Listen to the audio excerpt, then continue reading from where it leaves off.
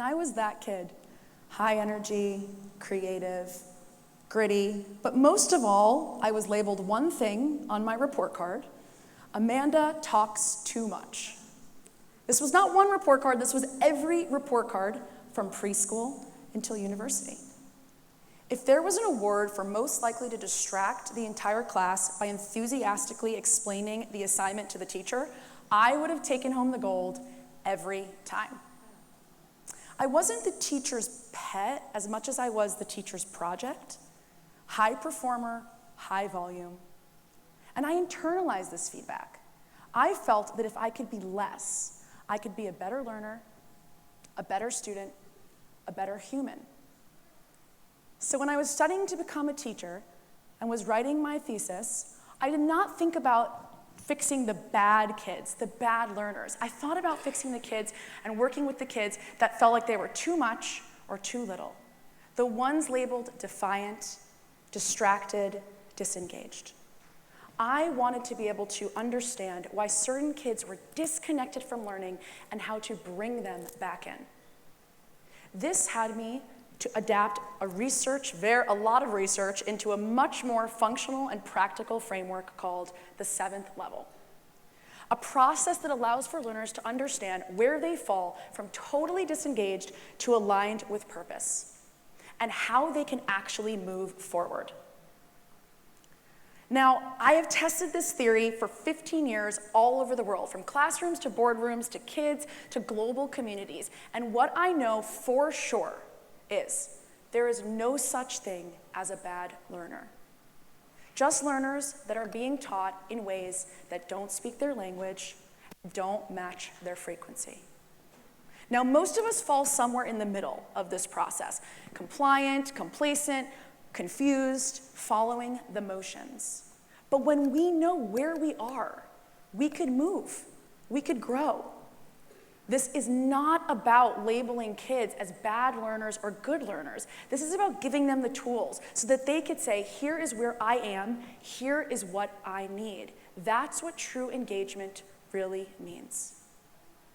Now, learning does not start with content. It starts with clearing space and connection. And when we don't know what stands in the way of learning, we can mislabel protection as defiance. So we scaffold questions for learners. We ask them, this, that, or the other. What do you prefer? What's confusing for you? What's distracting for you? Until we ask the question that's really underneath it all. What is getting in the way of learning right now? I had a little girl in my class, we're going to call her Ditto Girl, and she was a lot like me. She didn't stop talking. It was karma. She was constantly interrupting every single time one of the learners in the class was sharing a story. I tried everything: glitter pens, rewards, incentives. Nothing worked until I stopped trying to fix her. I sat down with her. I said, what is standing in the way of your learning? She wanted to connect with the kids. She wanted them to know that she also had those experiences and those feelings. And so I said, what if instead of interrupting every single time someone speaks, we can do something where we snap our fingers and say ditto, which means I agree. That behavior allowed for her to express herself but not disrupt the entire class. You're not a bad learner, you just crave connection.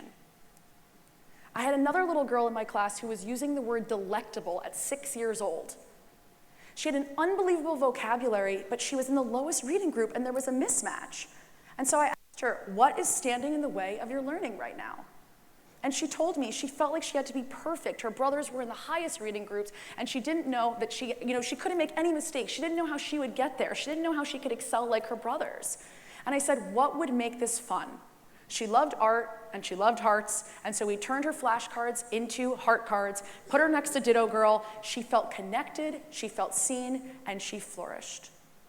You're not a bad learner. You're just unheard or scared or overwhelmed. So, we start with choice, we start with agency. We build towards deeper reflection.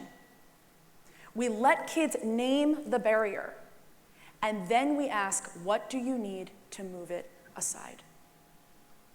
This is how a meltdown becomes metacognition, knowing how you think, knowing how you learn. Lesson 1, don't correct the behavior, name the barrier, and remind them you're not a bad learner. Once the noise clears, we build, not with more rules, but with more relationship. This is where the 7th level framework comes in. From disengagement to interest and investment, identity and purpose and alignment. We are striving for connection with learning.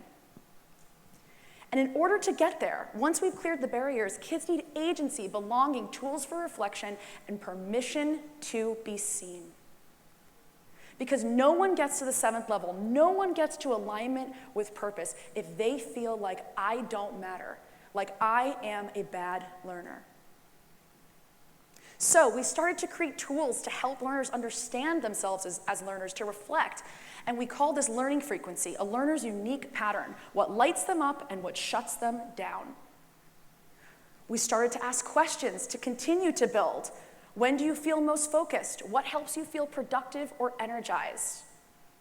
We had one learner who could not finish her schoolwork no matter what. Her teacher was trying everything. It was so frustrating for the learner and it was frustrating for the teacher. Until we uncovered an insight. It was too loud. When she felt overwhelmed when she didn't have her own space. So we gave her noise-canceling headphones and it shifted almost immediately. You're not a bad learner, you just need quiet time. We had another learner that told us that he felt most focused when he was walking. We allowed for him to pace in a non-disruptive way, and it allowed for him to focus. His test scores significantly increased. You're not a bad learner, you just need movement. You're not a bad learner, you're just distracted. Your uniqueness is what makes you, you. Lesson 2, before you build the learner, clear the noise, let them reflect. We continue to build. We wanted to know, why was this working? So we conducted a longitudinal study over the course of a year, giving learners tools for self-awareness, measuring engagement as a dynamic living process. We found intrinsic motivation increased, test scores significantly increased, teachers changed the way that they thought about learning success. Students who were disengaged, who were bad learners, we were able to reach them. And even the good learners were just doing it for performance. They actually weren't intrinsically motivated. They weren't passionate about learning. We moved from the grown-up saying, you're not a bad learner, to creating the space for the learner to say, I'm not a bad learner, to creating the space and the tools for the learner to say, I'm not good or bad, I'm me, and I know what I need.